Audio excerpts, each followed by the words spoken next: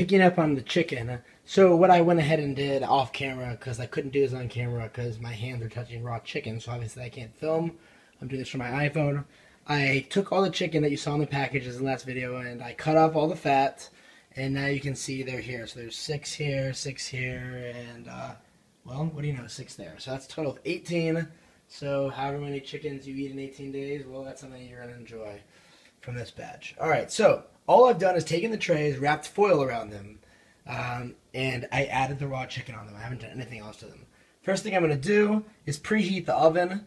I remember you saying something about you don't believe in preheating the oven. I don't know if you were joking about that. That was a sex joke or you're serious, but I have no idea why you wouldn't preheat the oven. I'm told you're supposed to. If you're, especially with raw food, I would definitely follow instructions and preheat. So, this chicken we are going to cook at 415 degrees. So I'm going to set that, and it's going to pre 10 minutes, so I have 10 minutes to get my chicken prepped. Alright, so the first thing I'm going to do is get some of this stuff out. Now this is called lemon juice. It's 100% lemon, whatever. It's the same thing as if you bought lemons. There's really nothing in it, just add some flavor.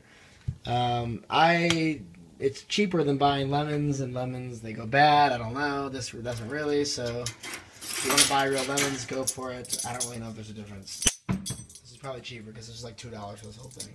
It's going to last forever. Alright, so I'm going to try to do this in front of you, but basically, this is a little difficult to do. I'm going to fill up this tablespoon, I guess, or teaspoon, whichever one it is, the bigger one, tablespoon. And I'm just going to use a tablespoon and try to get about 3 of them on with it. I'm just drenching it. Just adding flavor is really all this is going to do. Definitely recommend this step. Adds good flavor. There's no reason why you shouldn't do this. So I'm just going to get the remaining ones. Let me just throw it on there. I'm going to put the phone down for a second and finish the other 2.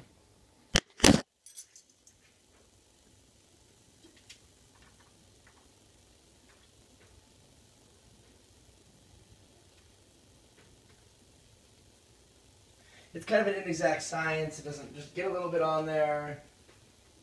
You live and learn. If you want to do less, you do less in the future. It's just a little bit of kick of lemon. It's, I don't know. It is what it is. Alright. Try not to overthink it. Okay. Maybe I just... Alright. Now I've added the lemon juice that you saw. I added to all 3. Now I have a bunch of spices. I can recommend some to you, definitely. There's a whole bunch you can do. Here's some I like. And it's all personal preference, but I was guided by a few other people on Starting Point, and I, would change things up when I felt it was appropriate.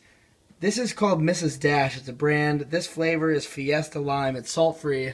When you buy your spices, and I said I can help you with this, you always want to get salt-free. Never. They sell some shitty brands that have salt in it. You don't want that. So I'm just going to put some Fiesta Lime on each piece. It adds a lot of nice flavor to it. And this is completely healthy. Like, all it is, this ingredients are chili pepper, cumin, paprika, blah, blah, blah, a bunch of different peppers. There's really nothing bad about this at all. So it's like adding flavor for free. Doesn't cost you at all. You definitely want this. You definitely want spices on your chicken. It's going to taste extremely dry, and you won't like it at all. This is not bad for you at all. Highly recommend you put this in. Some people say don't put too much spices on. Brian complained once that it bothered his stomach when you put too much on. I don't know. Whatever you want. I put on a decent amount, and I seem to love it. Alright, so some Fiesta Lime. Let's see what else we're going to get here. Some garlic powder I'm going to add. Similar concept, just splash a little bit on. Adds a ton of flavor. Makes your chicken come out and taste delicious.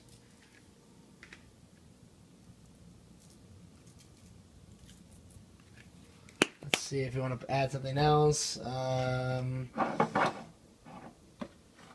Some chili powder. This gives it a great kick.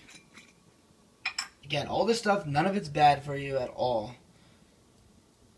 Don't go overboard with it the first time. You might make some food that you don't like and it's too spicy or something like that, but definitely we're going to have to buy about 5 or 6. These things cost like $2 or $3 each. They last forever. The Fiesta Lime I put on pretty much everything, so that goes a little bit quicker, but pretty cheap. Alright. And last but not least, I'm going to add a little bit of just ordinary black pepper. Again, a little bit of black pepper. It's not bad for you at all.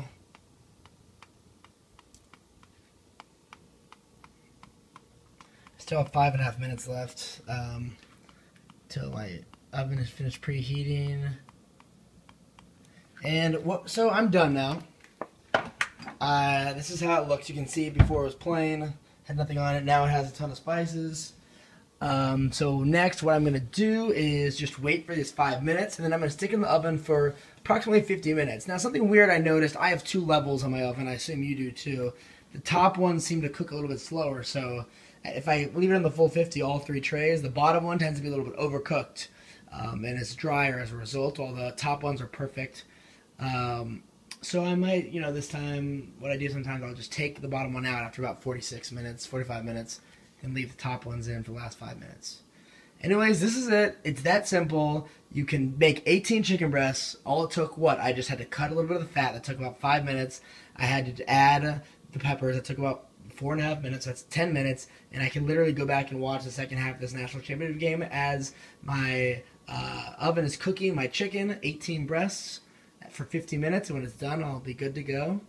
Yeah, so that's that.